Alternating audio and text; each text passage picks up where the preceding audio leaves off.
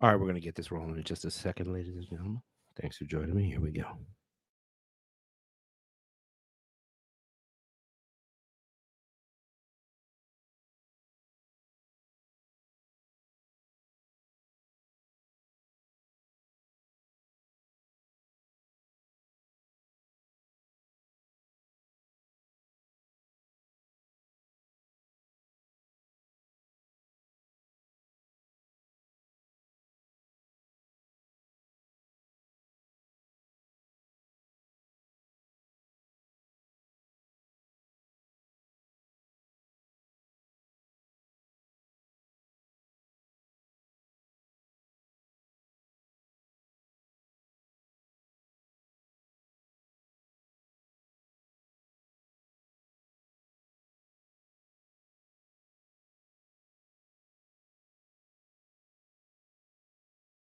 I want you to write down the words the preposition the veritas machine, the veritas machine, the veritas machine, the preposition the veritas machine, veritas veritas veritas machine, veritas veritas veritas machine, the veritas machine. The truth set you free. Welcome, everybody, to another episode of the Veritas Machine. Mafia Monday, baby. Grab your meatballs. Part 2. The Philly Mob. Monday, October 18th. High noon on the West Coast, baby. Let's go.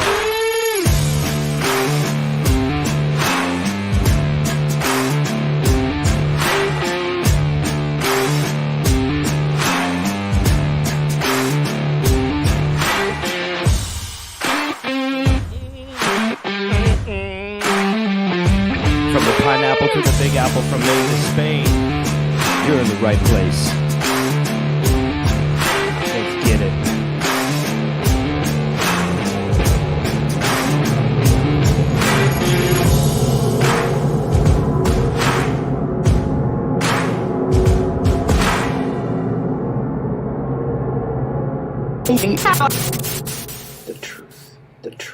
The truth set you free. That is correct. Greetings, everybody. How you doing? Welcome to another edition of the Veritas Machine Mafia Monday. Another edition of Mafia Monday, episode 7. Okay? So, that's what we're going to do. Everybody's going to grab them meatballs. All right? You're going to like, you're going to share. If you are getting something out of this, I do appreciate it. Hit the like button or hit the don't like button. I already see a couple people have checked in already. We probably know who those people are, but they do not realize that they are helping the page as well. So, y'all are in the right place to turn your frown upside down. If you want to reach me anywhere else, this is going to be on YouTube, but you could also reach me on Twitch, Twitter, and Instagram. Do you know how many times I had to practice that? Let me try it again. See if this is just like... I haven't done this in a while. You know what I mean? Work with the cameras. It's like, oh, I'm all off balance. I'm so glad to have you. Today, we are doing part 2 of a continuing series on the Philly Mob, my hometown. Today, we're going to look into a little bit about Nicodemus Scarfo. I also have today, you're going to want to stick with me till the end of the video because I am going to show you the only mob hit ever caught on tape, some FBI surveillance tape that we have from the good people at George Anastasi, the Philadelphia cats doing the news. Evening. What's up, Tap? Denise, how you doing? So let me just get this. I am figuring out a whole bunch of new stuff to get things going for this podcast. I got a new device that I'm starting to work with here. And it is called... I don't have it plugged in right now because I'm still figuring out how to use it. But it's called the Loop Deck. All right. And we're going to deal with maybe some paid promotion from them later, but not now. We have been talking about it. So it's going to be a lot of fun. I can't wait to get further into this whole new thing that I'm going to be doing. So let's get right into the video. Let us not, this ain't no party. This ain't no disco. This ain't no fooling around. One of the key members of the Philadelphia Mafia in the past few decades has been this gentleman right here. His name is Nicodemus Scarfo. We discussed him on the last episode and briefly a few times throughout the series. We are on episode 7. So this guy right here, okay, he is all but like 4'11" and considered to be one of the most violent, dangerous mob bosses in Philadelphia history. So let's get right into it and let's start going back in time and taking you back to Philly up there. And I picked out this little clip right now so you can hear the narrator's Philly accent. It's just funny to me. I don't know. Let's go. Philadelphia mob boss, Nicodemus Little Nicky Scarfo. Scarfo. Just ask a few of the old timers who still That is walk KYW the streets Channel of the 3. city of brotherly love. As There they it see is. it, there was nothing romantic or glamorous about the Philly mob during the Scarfo years. David Fritchie, the former head of the organized crime strike force in the U.S. Attorney's Office in Philadelphia, called Scarfo bloodthirsty and said his penchant for violence not only was detrimental to the city, it also contributed toward factionalism and Good evening. distrust within his own organization. The city wasn't a better place for him having been here. After the murder of Angelo Bruno, Now, the this man right known as here, the Docile Don, who held power in Philadelphia for 20 years, his second in command. okay, so when I was a kid, all right, and I lived in Philadelphia, and I saw that was on the news when I was a kid. I saw that. I was like, I don't know. I must have been, gosh, I forget what year it was, but I was little, and I saw that on the news, and just was like seeing this guy, wow, right? Phil Testa. Here we go. Philip Chicken Man Testa took over as boss, but his time at the top of the Philly what's mob going was on? short-lived. Like Bruno SJV. before him, Testa fell before conspirators when a bomb exploded under the front porch of his home. Okay, now I am no longer a fan of Bruce Springsteen, but if you remember, he has a song called Atlantic City. The first verse of that song was, well, they blew up the Chicken Man in Philly last night, right? This is what they were talking about. With the backing of Vincent the Chin Gigante, head of one of New York's 5 families, Nikki Scarfo took over the Philly mob. Many would describe his time not as a rule, but as a reign of terror and treachery. And I am going to switch us to a different screen here. Give me a second. I'm going to run this for a Scarfo second. nephew Philip Leonetti explained, when his uncle took over as boss, things began to change. He always told me, he says, you gotta kill people and you gotta keep on killing them. That's how this thing works. That's how he looked at a problem. There was no more brotherhood. I mean, my uncle took over and the way he was acting, it wasn't the same. He was breaking all the rules that he taught me to obey. And I was disgusted. I couldn't take it anymore. During Bruno's 20-year reign, murder was a last resort. You can also search on YouTube for Phil Leonetti. He does a couple of interviews. He's come out of hiding and he's done a couple like in full makeup interviews. His name's Phil Leonetti. He was the nephew of Nikki Scarfo, and I grew up in Philadelphia during this time. Angelo Bruno, Nikki Scarfo, then into the Merlinos, and Phil Testa. You'll see all this stuff, and this was just pervasive in all the neighborhoods in Philadelphia. Everybody knew who these guys were. Like Lucky Luciano or Johnny Torrio, Bruno preferred to negotiate. Blood was viewed as being too costly, but not for Scarfo. During his time as the head of the Philly Borgata, murder became the sine qua non, his calling card, if you will. Citing again George Anastasia, Scarfo's penchant for violence and hair-triggered temper were legendary both in the underworld and in law enforcement circles. and they ultimately led to his downfall and the destruction of his organization. Nicholas Nick the Crow Caramondi, a former soldier. There you go, Tap. There's another one. There's Nicky the Crow Caramondi. We are going to just soldier in the Philly mob switch and out a in a second go-to here. hitman who later turned government witness, explained, Scarfo could turn on you in a second. And once he did, forget about it. It was all over for you. You might as well go to China. Forget about it. Basically, you may as well go to China. So we're going to switch up the screen here. We're going to get into another part of the coverage.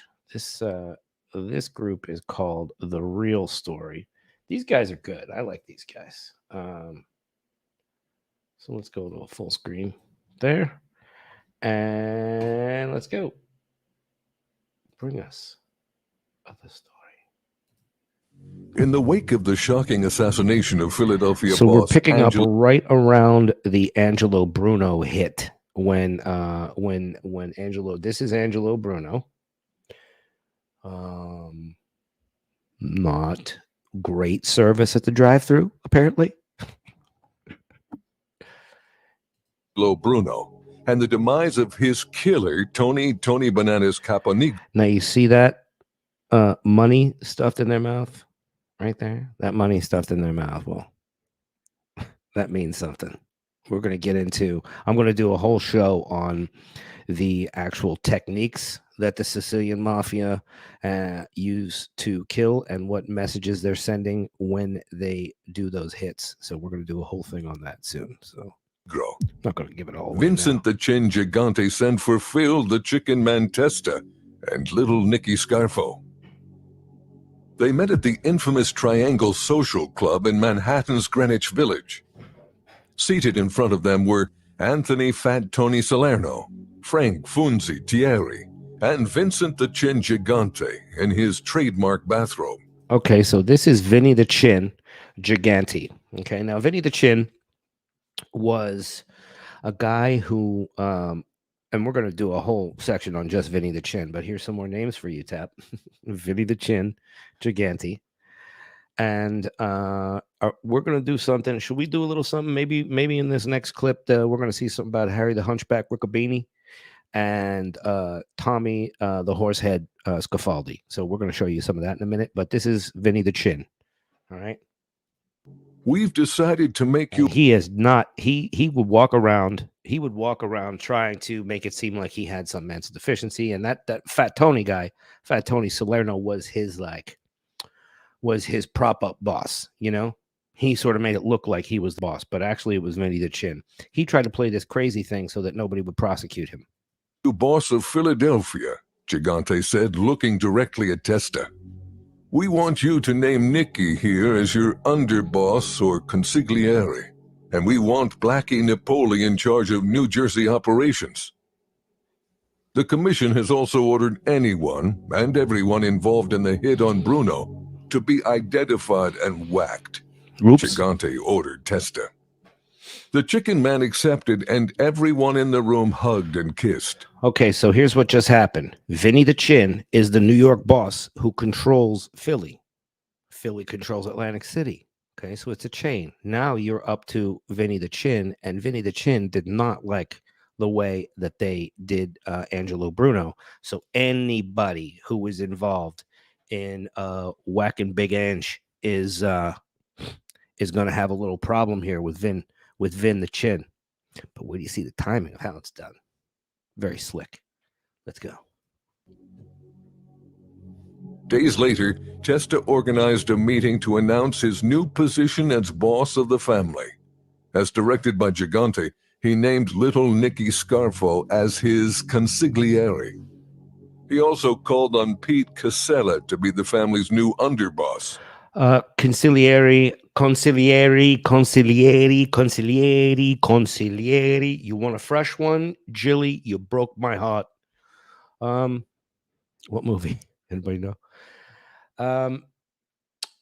Yeah, the consigliere being not the underboss.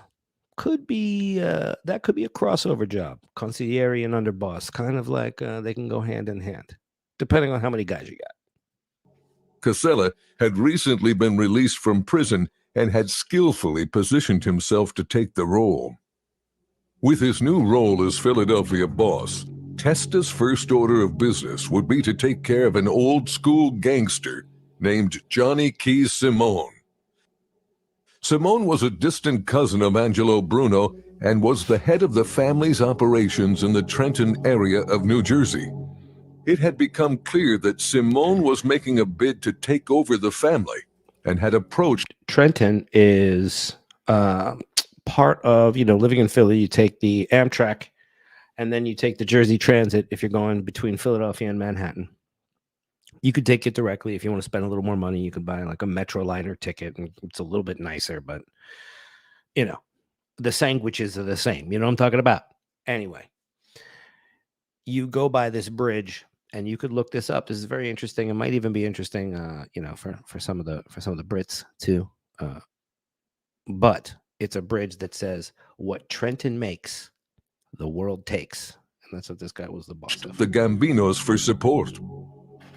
Simone had reached out to Nicky Russo, a Trenton-based capo in the Gambino family. Nicky Russo. That's not a very reported exciting. Directly to Gambino family boss Paul Castellano. News of this got back to Scarfo. Does everybody remember Big Paulie Castellano from previous episodes of Mafia Monday? In the first few episodes when we talked about John Gotti. This is the guy that John Gotti made himself the head of the Gambino family, essentially. It was a move. It was a move that he made as a takeover move. Pretty good. Who called upon his New York ally, Bobby Manna. Bev. After looking into the matter, Manna informed Scarfo that he was sending someone up to Philadelphia to meet with him. This man is trusted by all the families. He is La Cosa Nostra.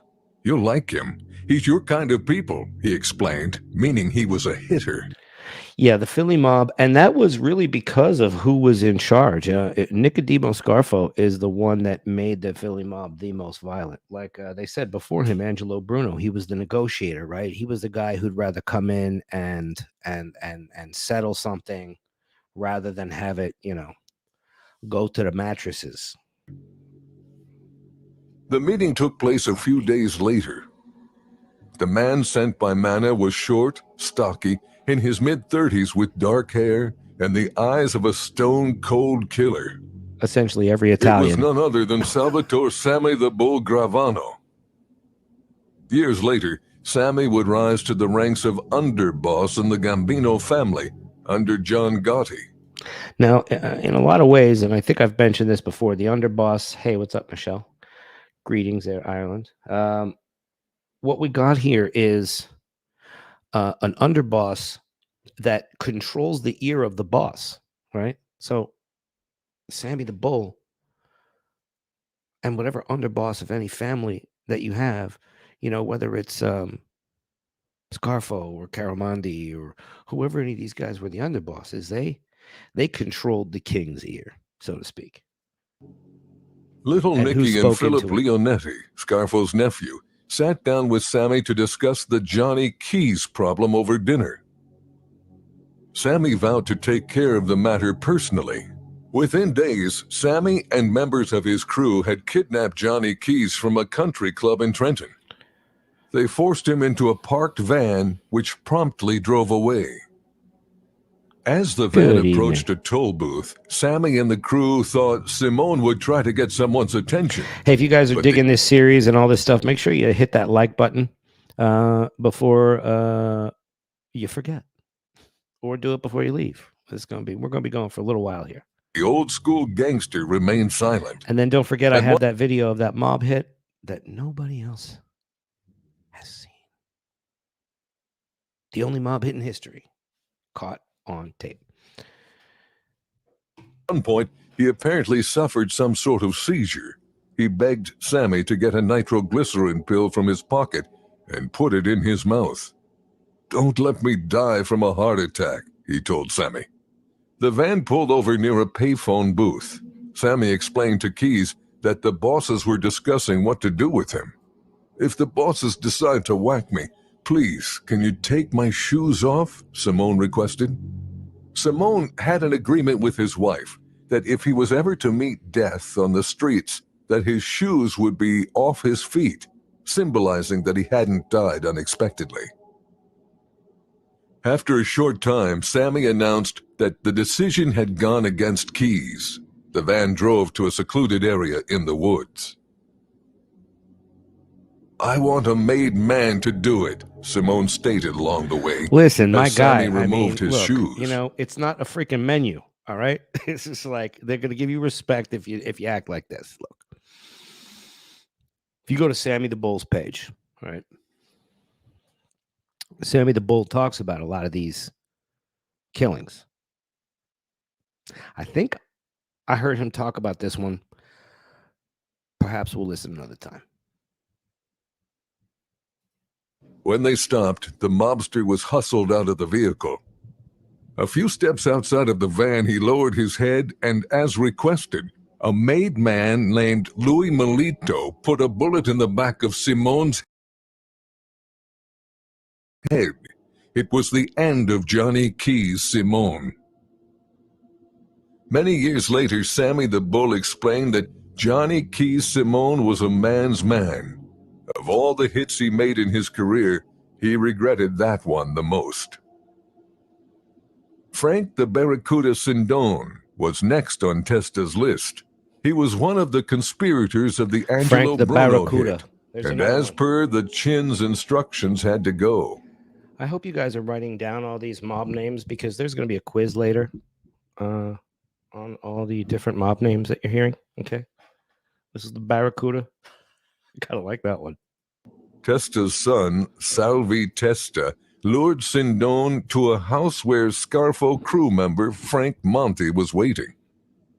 As Sindone entered the house, Monty pumped 3 shots into his head. His body was dumped in an alley behind a store. It was the end of Frank the Barracuda Sindone. A few weeks later, Scarfo asked Testa for permission to whack John McCullough, head of the Roofers Union. McCullough was close with Angelo Bruno and was the one who had taken the Atlantic City contract that little Nicky had wanted. He had been considered untouchable when Bruno was alive. But in the wake of Bruno's murder, McCullough was exposed. Scarfo detested McCullough. He felt the lucrative Atlantic City contract that he was cut out of by Bruno belonged to him. See, this is the all the stuff about Atlantic City. The Philadelphia mob, again, ran Atlantic City and a lot of the Jersey stuff through the Cavalcanti family, and I'm going to get into some of that in other episodes. Testa granted Scarfo permission to remove McCullough. They staged a flower delivery at the McCullough home. When the driver arrived with the flower arrangement, he placed them inside and told McCullough's wife that he had to return to the delivery truck to get a second bouquet for them. When he returned, McCullough was on the phone, and his wife was busy getting money for a tip. The delivery man placed the flowers on the table, fired 6 shots into McCullough, and calmly left the scene. It was the end of John McCullough. It had been a busy time for Scarfo's crew, but as things Atlantic started City. settling down, Scarfo decided it. I remember going there when I was a little kid, and you would go on the boardwalk, and there was another boardwalk. There was an Ocean City boardwalk, and there's the Atlantic City boardwalk. So you got this boardwalk right here, right? And then through this part of the boardwalk right over here, right? You go down, there's all these shops, and this is where they made the saltwater taffy. All right. So if you're into that kind of thing, you know, if you want some real saltwater taffy, you'd go. Atlantic City's a place. If you want to look at it online, I'm sure there's still places down there that make it. There was also they did something with a horse at the end of one of the piers or something, some jumping freaking horse. And then they had the Planters Peanut Man walking around. He's like 8.5 feet tall. 8.5 feet tall. Peanut walking around, going up and saying hello to little kids, scaring the bejesus out of pretty much everybody. It's a freaking giant peanut. This freaking It was peanut time man. for a long-awaited break. Scarfo and his crew headed to Who does Florida to unwind. Upon their return to Philadelphia, little Nicky was summoned by Testa. It was back to business. He and Philip Leonetti, Scarfo's nephew, met with the boss at a restaurant where Testa's face revealed concern. He shifted nervously as he explained his suspicions that Frank Chicky Narducci was trying to make a move on him. Testa said that Narducci had recently paid him a visit How you doing, Joe? and asked to borrow $50,000. In the mob, if someone knew another person was going to get whacked, they would borrow money from them, knowing they would never have to repay the debt. Testa's suspicions had been aroused by Narducci's requests. Narducci was a multimillionaire. Why would he want to borrow $50,000 from Testa? Unless he knew something. The chicken man asked little Nicky to take care of the Narducci problem. Scarfo reassured him that he and his crew would handle it. Little did he and Leonetti know, this would be the last time they would ever see the chicken man alive. When Testa arrived home that night, he stepped onto his porch as he prepared to enter his house. Just as he put the key in the door, there was a massive explosion. A device had been Oof, look at that. Here's another mob style technique of whacking the competition. detonated by young hood Rocco Marinucci, who was parked across the street from Testa's house. He had the remote control for the bomb. End of the chicken man filled Testa. A few hours later, his son Salvi called Phil Leonetti to break the news. They killed my father. I swear, whatever happens, I'm going to kill everyone who was involved in this. A solemn Scarfo crew traveled to South Philadelphia to pay their respects to the Testa family. Chicky Narducci was there. He approached Scarfo. "Nick, isn't this awful? Those no-good Irish motherfuckers did this to our friend," he lamented. Scarfo replied, "What can we do, Chick? We just have to wait and see what happens," Scarfo told Narducci. By that, he meant that the proper course of action would depend on how New York handled the issue.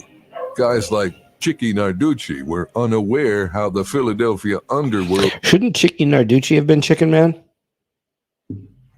I'm just saying. I mean, it's just, he's Chicky Narducci. Why isn't he Chicky the Chicken Man Narducci?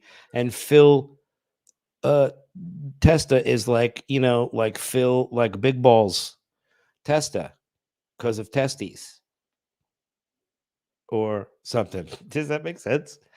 Am I? was controlled.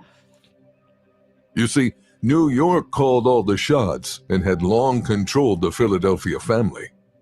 Days later, at Testa's wake, Narducci approached little Nicky again and told him that Pete Casella had requested to speak with him. The meeting would be held at the home of Johnny Capello, Casella's brother-in-law. Scarfo told Narducci he'd be there, and Leonetti added, "We want Johnny Capello at the 9M bar as insurance." Narducci was taken aback by Leonetti's demand. Narducci stammered, "Okay, we just want to talk, that's all." Scarfo had a smirk on his face, silently pleased that his nephew had spoken up. Narducci walked away. Scarfo said, "All my life, what have I told you?" We're going to cut forward a At little which bit point here. Benny Egg's disposition changed. Benny If a mob Eggs. guy was introduced as a friend of ours, it would mean that he was a made guy, a part of La Cosa Nostra. Benny Eggs. If he was introduced as a friend of mine, like with Marinucci, it would just mean that he was an associate. "He can't be in here," Benny Egg said, as he motioned for the non-member to leave the establishment. Marinucci was escorted out by Genovese soldiers. Casella and Little Nicky were then escorted to the Triangle Social Club to meet with the Chin, while Leonetti stayed behind with Benny Egg. I wonder if Joey's still alive. Unbeknownst to Scarfo, the reason for the delayed meeting was because a friend of Casella, that was also a Genovese captain, had been pleading Casella's case to Gigante. As they entered the triangle, a familiar sight greeted Scarfo as the pair stood in front of the Genovese panel, consisting of Anthony Fat Tony Salerno, Louis Bobby Manna, and the de facto boss of the Genovese family, Vincent the Chin Gigante. This time they were without old-timer Frank Funzi Thierry, who had recently passed away. Casella knew there was a likely chance of him being carried out of the meeting. The atmosphere was tense. The Chin told Casella, "Listen, don't lie to us. If you lie to us, we can't help you. Tell us the names of everyone involved in the plot on Phil Testa." Casella... Or let me tell you something. You're going to leave this room in pieces. Gabish? answered the question directly. "It was me. It was my idea," he explained. Chicky Narducci, Rocco Marinucci, and some kid Rocco knows. It was at this point Fat Tony Salerno barked. "This motherless fuck," he bellowed, removing the cigar from his mouth. I'm sorry. "This kid, does he have a name?" "I don't know his name," replied Casella as he hung his head in shame. At this, the Chin pounded the table with his fist. A wide-eyed Casella looked up from the floor, not knowing what to expect next. "You're finished," Gigante shouted. "You are to retire There's no alter immediately ego. to Florida. It's all there. You're forbidden from ever returning to Philadelphia. One package. When you leave here, you get on a plane and you go. If you breathe a word of this to anyone, we will kill you, your brother, and your brother-in-law. Do you understand?" And your brother-in-law's Doug. And your brother-in-law's Doug's. And we're going to kill all of the things of the thing over there. All right. Pronto. Casella nodded. He was immediately escorted out of the Triangle Social Club. As he left, he Now get the attempted to fuck shake outta the here. Chin's hand. He was met with a visceral look of disgust as Gigante spat on the floor in Casella's direction. When Casella was gone, the Chin turned back to little Nicky. "Well, Nick, I don't see anyone else here, so I guess that makes you the new boss," he announced. Wow. Everyone in the room rejoiced as Scarfo was given congratulatory hugs, handshakes, and kisses. And there you go. That is how Nikki Scarfo got made to be the head of the Philly mob. I'm going to show you another clip here that I found. This is going to be the coup de grace of this particular episode. Please make sure you hit the like button. Share this out to some friends. Everybody likes some mob stories. And, everybody loves me, obviously. We got no issues there. So, moving for, I'm going to get all this program. I can't wait to look at this whole program in this loop deck. Oh, my God. Oh, it's going to be great. All right. So, I'm going to share this other screen. What do we got here? What's this other one? Oh, yeah, it's this news one. All right. This is the one with Tommy the Horsehead Schivald. All right. And we are now going to see some footage from the only mob hit ever caught on surveillance footage by the FBI. In this case, that could probably mean full-blooded Italian. Okay. This is George Anastasi. He does a thing called Mob Talk on sort of news section over there in Philly. So let's just have a listen to what George has to say. I really love this guy. He's an expert on the mob. Beyond myself, his experience, his years go beyond mine. So, whatever. At the site of the old Warfield Diner, a historical FBI tape here, a mob hit caught on tape. Tommy Scafidi was one of the guys carrying out the hit. Yeah, it's the only time I think in history that a mob hit has been recorded while it's in That's progress. George Anastasia. And Scafidi testified he was one of 4 shooters who busted in here pre-dawn. So here we go. This is the only mob hit in America. Tommy Scarfo, Tommy the Horsehead Scarfo. He was one of 4 shooters who busted in here pre-dawn, March the 2nd, 1993, and opened fire on Joey Ciancaglini. Now, the other interesting thing about Tommy Scarfo's story is another one of the shooters he alleged was Mikey Ciancaglini. So it was brother against brother, part of the deterioration of this Philadelphia crime family. And the camera that the FBI had was right across the street in an upstairs window at a building, and they had a bug inside. A bug inside, so we see it's shadow because it's pre-dawn, it's dark, you can't recognize. Can you imagine being the surveillance guys watching this place? Oh, these guys pull up. You're like, these guys again. They're probably going to come and have some just like linguine with clams. They're going to talk about broads and do some coke and have a couple drinks and then leave. Right? Nope, not today, pal. I wonder if this just like rocked those guys up out of like fall asleep and shit. These shots. The shooters. Well, we hear the footfalls, the running in. You hear the waitress scream. You hear the gunfire. You see the shadows come running out again. It was a fantastic piece of tape. It was played again and again and again for the jury. You've been covering them up for a long time. Ever seen anything like that before? Never have ever. You know, I don't think anyone in anywhere else in the country has a tape like that.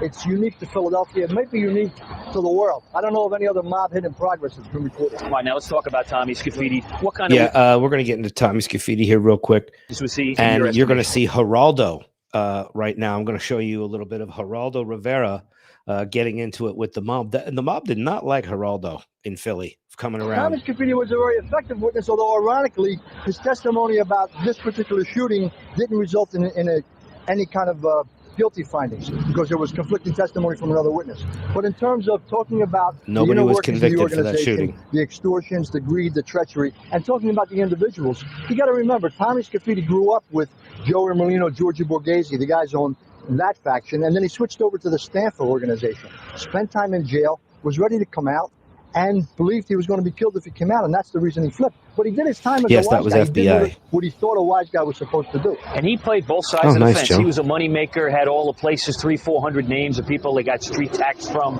kickbacks from, stuff like that. So both sides wanted him, right? Yeah, I mean, when he switched over from the Molino faction to the Stanford faction, that's what he brought with him. He brought income. He brought revenue. I mean, that's what he was. He was a street guy. He was a loan shark. He was a bookmaker. He knew how to make collections. And that's what he brought to the Stanford organization, and then he was convicted along with Stanford, and those guys went away, and as he's about to come back out, and Joey Molino and those guys are in charge, and Ralph Natale, Tommy Scarfo starts to hear he's got a problem. And that's what causes him to flip. One of the things he talks about is a alleged hit on Geraldo Rivera. Here we go. Yeah, Geraldo is not on the good list. With John Stanford, and supposedly Stanford wants him hit. It happens right out here. Stanford had the food distribution company right here on Warfield Street. Okay, so here's the story. Here's the story. And Geraldo came here to do a show, and went knocking on the door, as only Geraldo can do, and it annoyed Stanford. And according to Tommy, anyway, he wanted to. Thank you. Yeah, he said next time he comes back into town, we're taking out him and his cameraman. Yeah, Did you see Geraldo that? Didn't take too kindly to that either, by the way. No. Look at that, John Stanford. Geraldo Rivera. What is he, stupid? What is, I mean, look, Geraldo. Right here on Warfield Street. And Geraldo came in to do a show. Are you kidding me? And went knocking on the door, as only Geraldo can do. And it annoyed Stanford. And according to Tommy, anyway, he wanted to whack him. Yeah, he said next time he comes back into town, we're taking out him and his cameraman. Yeah, exactly. Geraldo didn't take too kindly to that either, by the way. No, well, you know what? I mean, that was indicative more of Stanford than it was of anyone else. Stanford just didn't quite get the whole idea of the way the American media operates. Sicilian, if you're not with them, you're against them. Everybody's an enemy. Stanford was a big, hardcore, old school Italian guy. Yeah, let me talk about Scarfo's demeanor on the witness stand. He actually teared up a couple times. And we're talking about this for Tap, because he loves the nicknames. Against his boyhood. So this is Tommy the Horsehead Scarfo again.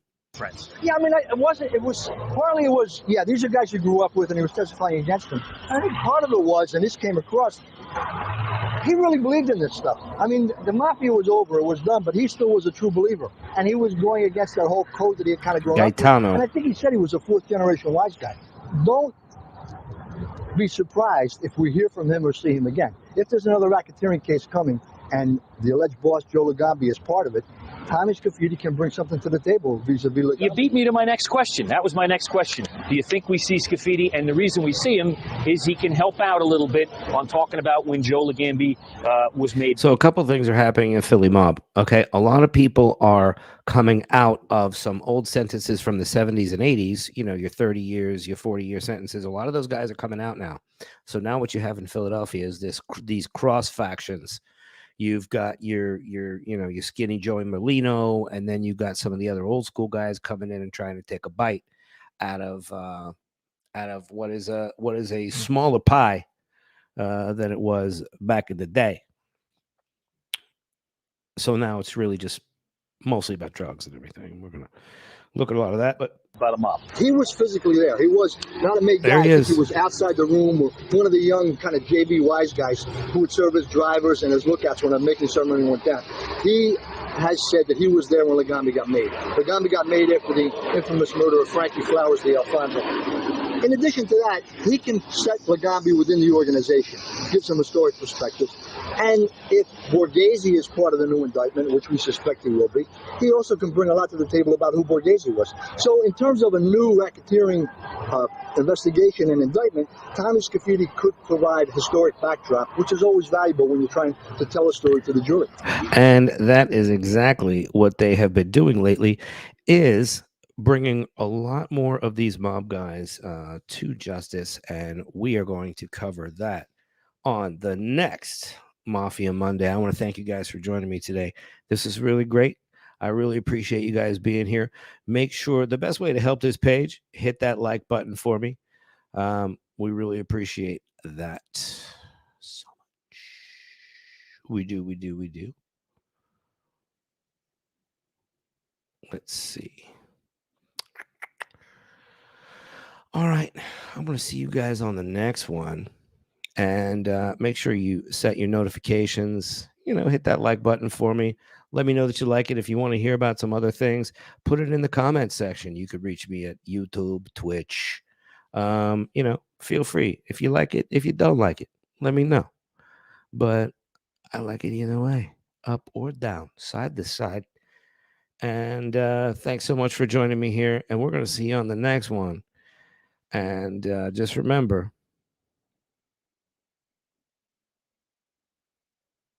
I don't know, I was going to say something profound, but I forgot. Full sended, baby. I want you to write down the words the preposition, the veritas machine, the veritas machine, the veritas Alec, machine. thank you so much for doing this for me, the preposition, the veritas machine, veritas. He was really easy to work with. Machine, veritas machine. The veritas machine. The truth set you free. Thank you so much for joining me for another episode of Mafia Monday at the Veritas Machine. I am Tony D, your host. We're going to see you on the next one, guys. This is where the proof meets the truth. The revolution will be criticized. Fuck it. Let's go.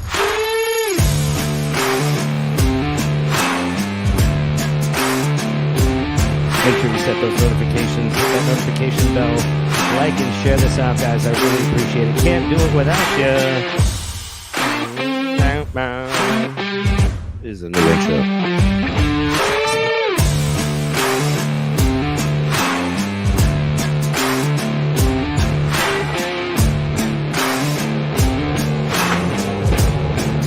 Just remember, he who comes through the fire will not fade in the sun.